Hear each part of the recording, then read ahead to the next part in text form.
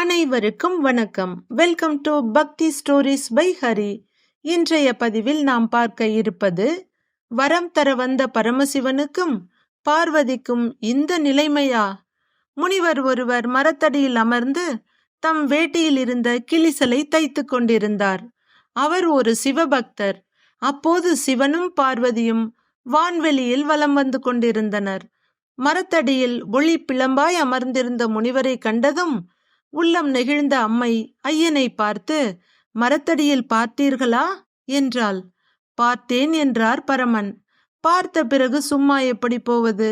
ஏதேனும் வரம் கொடுத்து விட்டு போகலாம், வாருங்கள் என்றாள் அம்மை. அட, அவன் அந்த நிலையையெல்லாம் கடந்தவன். இப்போது அவனிடம் செல்வது வீண் வேலை.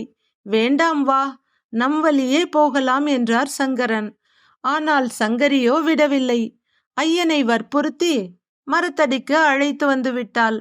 வணக்கம் முனிவரே என வணங்கினர் அம்மையும் அப்பனும். முனிவர் நிமிர்ந்து பார்த்தார். அடடே, எம்பெருமானும் பெருமாட்டியுமா? வரணும் வரணும் என்று வரவேற்றார் முனிவர். தாகத்திற்கு மோர் கொடுத்து உபசரித்தார். அவ்வளவுதான். மீண்டும் கிளிச்சலை தைக்கத் தொடங்கினார்.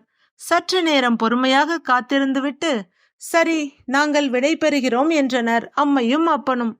மகிழ்ச்சியாய் போய் வாருங்கள், வணக்கம் என்று சொல்லிவிட்டு மீண்டும் கிளிசலை தைக்க முனைந்தார் முனிவர். அம்மை குறிப்பு காட்ட அப்பன் பணிவாக கேட்டார். முனிவரே, நாங்கள் ஒருவருக்கு காட்சி கொடுத்து விட்டால் வரம் கொடுக்காமல் போவதில்லை.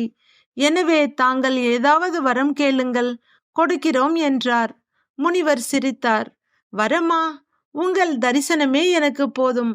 வரம் எதுவும் வேண்டாம், உங்கள் வழியை தொடருங்கள் என்று சொல்லிவிட்டு பணியில் ஆழ்ந்தார்.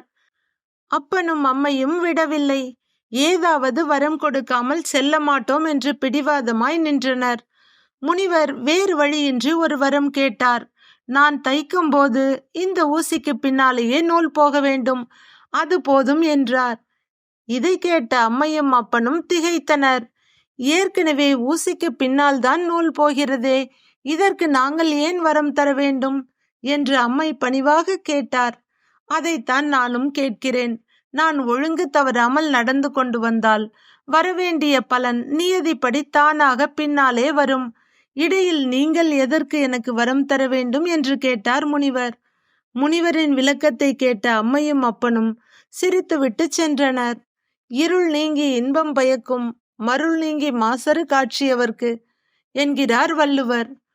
தூய்மையான இறை நம்பிக்கை கொண்டவர்களுக்கு நாம் சரியாக நடந்து கொண்டால் நமக்குரிய விளைவும் சரியாக இருக்கும் என்ற மனத்தெளிவு பிறக்கிறது. திருச்சிற்றம்பலம்.